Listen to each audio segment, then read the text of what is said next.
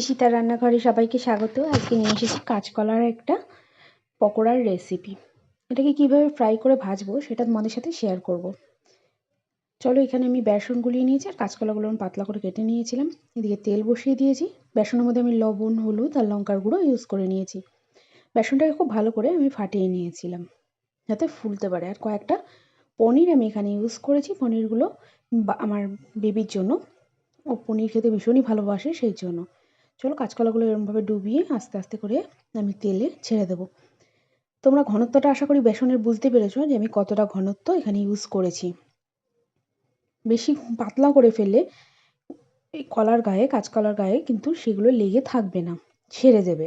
তার জন্য আমি ঘনত্বটা একটু মোটা আর একটু ভারী করে করেছি যাতে কাঁচকলার গায়ে লেগে থাকে।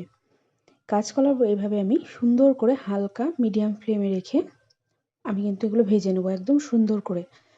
এগুলো দেখতে কিন্তু দোকানে চপ বা বেগুনি যেরকম লাল হয় সেরকম লাল আসবে না, কারণ এটাতে আমি কোনো রকম হলুদ ইউজ করিনি। আমি বেসনটাতে শুধু লঙ্কার গুঁড়ো, লবণ ইউজ করে নিয়েছিলাম। এবার তোমাদের সাথে সে আওয়াজটা আমি শেয়ার করে দিচ্ছি কতটা মুচমুচে হয়েছে।